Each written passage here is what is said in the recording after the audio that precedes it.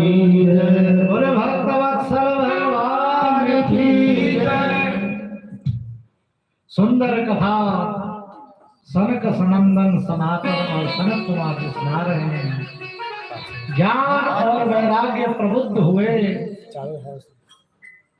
नारद जी ने कहा, हे सनकादिको, कृपा करके यह बताइए कि श्रीमद् भागवत महापुराण की इस कथा को सुनने से क्या ज्ञान और वैराग्य ही जागृत होता है अथवा पापों का प्रक्षालन भी होता है?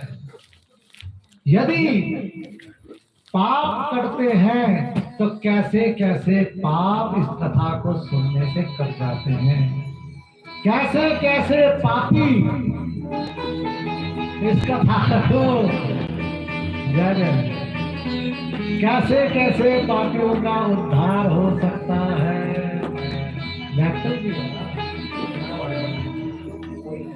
आपको जब मैंने कहा था तब भी आपको भी नहीं पता था। नहीं, इनको ये नहीं पता था कि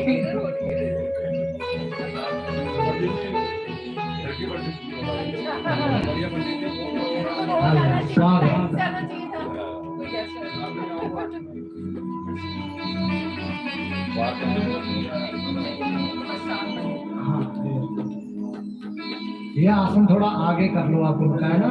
अच्छा, नारद जी कह रहे हैं, कैसे कैसे पापी इस कथा को सुन करके तरते हैं। अब कृपा करके ये बताइए। सनकादिकों ने कहा, आपका प्रश्न ही गलत है। कैसे कैसे पापी नहीं तरते। आप ये कहो कि जिसने जीवन भर पाप ही पाप किया हो, पाप के अलावा कुछ और किया ही नहीं, वो पापी भी तर जाते हैं। ये मानवा पाप कृतस्तु सर्वदा सदा दुराचार विमार्गगा क्रोधाग्निदग्धा कुटिलाश्च कामिनः सप्ताह यज्ञेन कलौ पुनन्ति। जिस व्यक्ति ने जीवन भर पाप के अलावा कुछ कर्म किया ही नहीं, ऐसा व्यक्ति भी जीवन में एक बार यदि श्रीमद् भागवत महापुराण की कथा को सुन लेता है तो उसके समस्त पाप कट जाते हैं।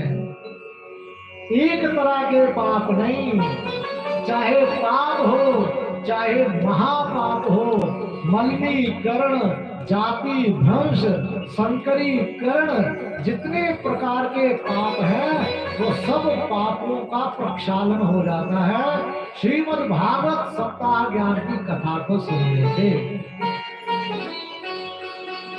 हे नारद जी, यदि कोई पापी व्यक्ति जीवन भर भी इस कथा को ना सुन पाए, मृत्यु के पश्चात,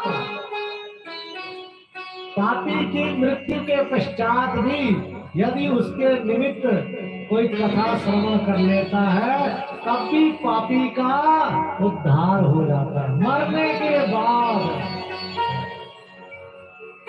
नारद जी ने जब ये सब सुना, कहा महाराज सुनने में तो बहुत अच्छा लग रहा है। अभी डॉक्टर जी का सुन लेंगे यहाँ पर और वहां घर जाके फिर मुझे ही सुनाएंगे। टीचरों में ये लत होती है। कहा,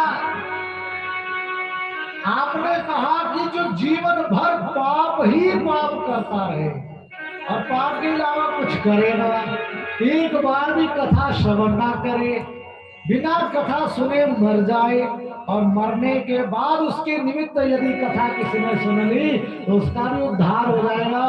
महाराज ये बात सुनने में तो अच्छी लगती है, लेकिन प्रमाणित है या वैसे ही सुना रहे हैं? तब सनकादिकों ने कहा, नहीं ऋषियों, नारद जी ये